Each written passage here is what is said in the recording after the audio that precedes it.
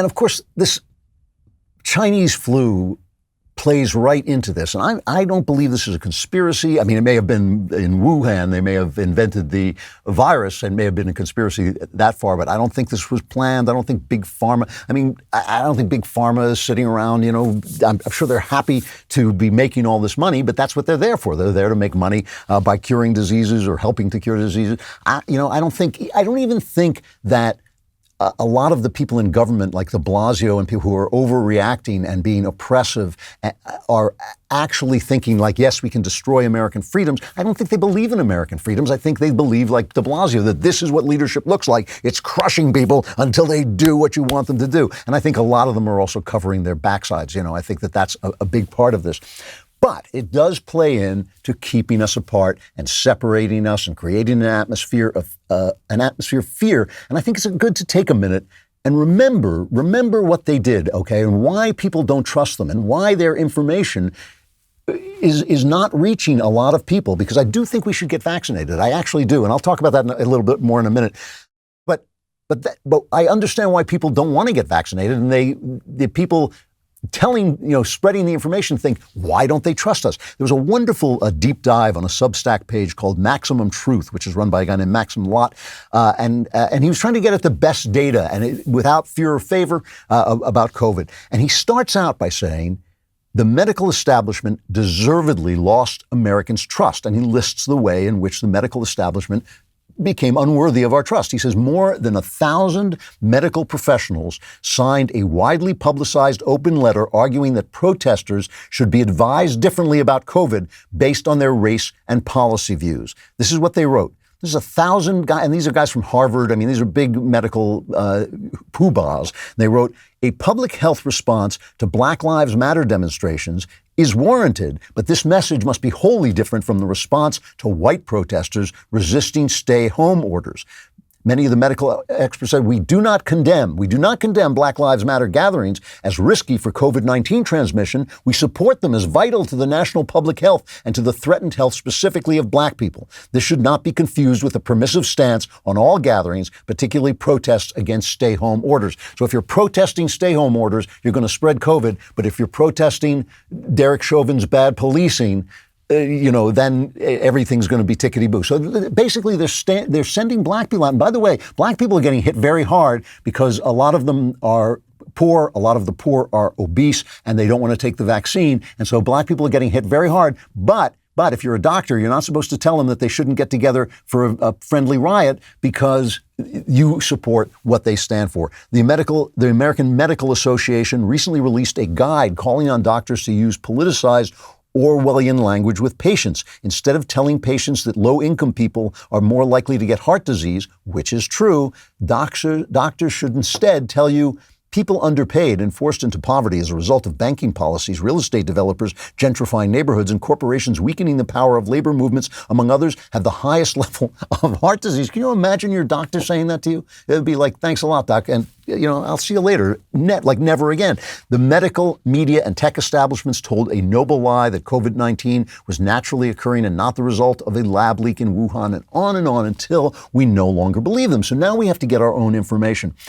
And listen, I know a lot of people get their medical degrees on Twitter and they think that now they know stuff, but it's hard to know stuff. Like my doctor, who I think is a brilliant guy, first of all, almost all doctors are hypochondriacs. I think that's one of the reasons people become doctors, and I think it becomes exacerbated. It gets worse because they see so much horror and they see so much sickness that they become highly sensitive to it.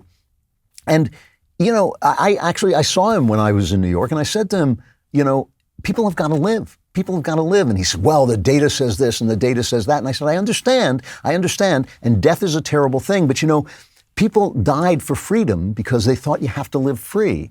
And people can risk their lives for this because you have to live. You have to live. It's no good dying, staying alive by hunkering in your house unless you're terribly, terribly at risk. But it's hard to parse the information. Here's Senator Ron Johnson. He's saying the vaccines don't work because he has seen some figures from England, from the UK.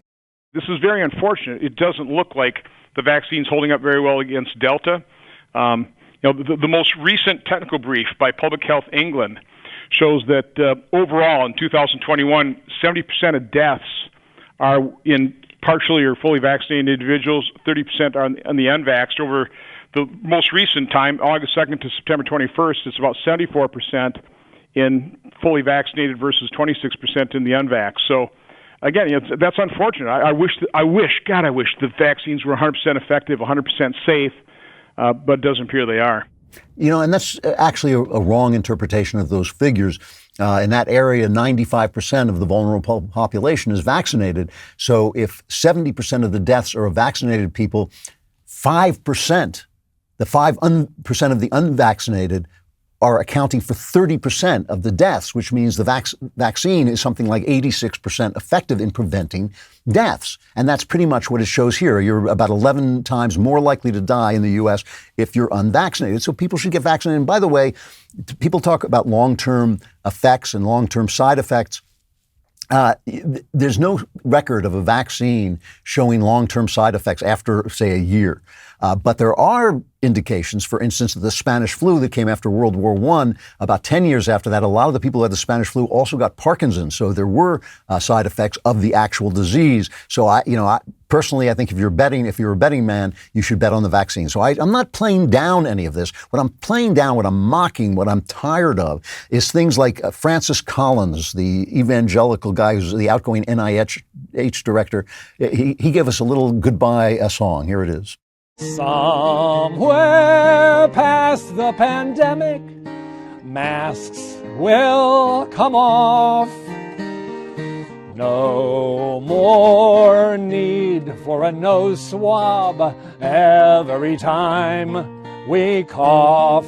I mean, no, and that's, by the way, in New York with this Omicron panic, lines for the free tests just all over the place. And at some point you just think, I don't want people to get sick. I really don't. But you have to balance that against other things. For instance, Joe Biden talking about people saying, hey, I don't want you to force me to get vaccinated because I value my freedom. And here's Cut 13 is Biden's response to that. Everybody talks about freedom and not to have a shot or have a test. Well, guess what? So how about patriotism? How about making sure that you're vaccinated so you do not spread the disease to anybody else? What about that? What's the big deal?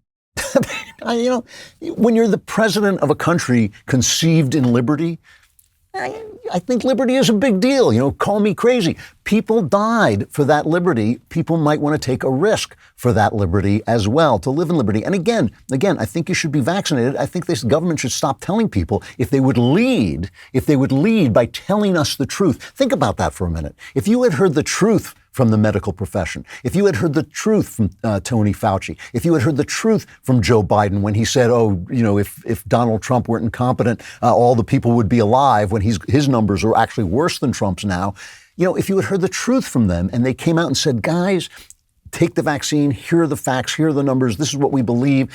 There are some risks. There are always going to be side effects for some people, but they're rare. I think a lot more people would go out and take the vaccine. Instead, when you're twisting arms like Bill de Blasio, ultimately people are going to tell you where to get off if they're true Americans.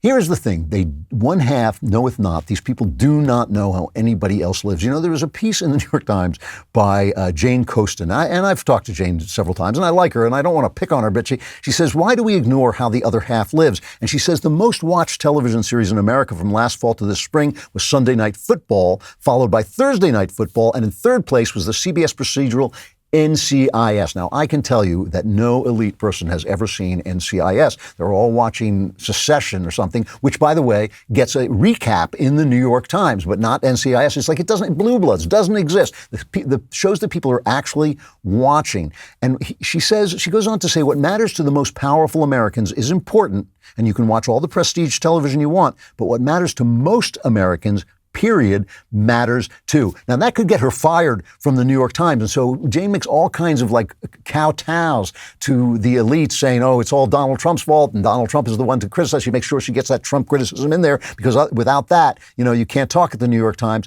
But the fact is they don't know. The Atlantic Monthly it's no longer called that. The Atlantic ran a piece by Matthew Walther where he said outside the world inhabited by the professional and managerial classes in a handful of major metropolitan areas, many, if not most, Americans are leading their lives as if COVID is over, and they have been for a long while. He's living in rural Southwest Michigan.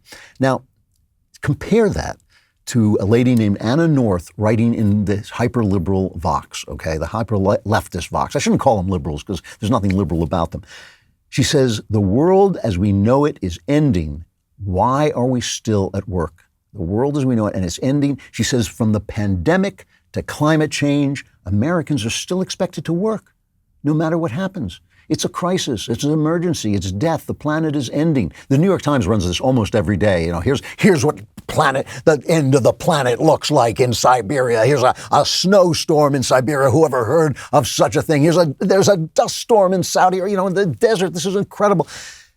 She goes on to say, for a moment in early 2020, it seemed like we might get a break from capitalism. Overall, surviving the disasters of the 21st century will require a new kind of strength from Americans, not the dogged persistence to keep doing our jobs while the world falls down around us, but the empathy and generosity to come together to stop the collapse. We have to share. We have to care. But, there's nothing to share if you don't work. The wealth of America comes from work. It comes from people working. It comes from this capitalism she hates so much. Anna North's problem is she should probably have kids and stay home and do something really useful with her life. And she should get out of Brooklyn, because it's a mysterious thing, an amazing thing. If you get out of Brooklyn and move to Florida, move to Nashville, move to Texas, the world stops ending. The world is not ending in those places. And this is the kind of thing that is, again, it's what I call a conspiracy of interest. It's not necessarily like everybody got together and said, let's panic everybody about climate change.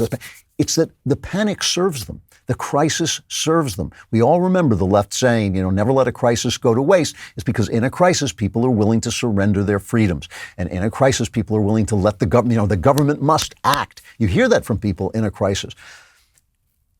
People are getting fed up. I mean, the polls show this. The polls show that Biden is tanking, and they keep saying he's got to fix his messaging. It's not the message. It's not the message. It's the programs. It's the takeover of everything by government. It's the idea, thank heavens for now, this Build Back Better plan, this gazillion-dollar plan that they keep saying is only going to cost a mere $2 trillion, which is clearly going to cost many, many more times that. It's now been stalled because of Joe Manchin has actually held the line, which is good for him, but who knows if it'll continue to stall.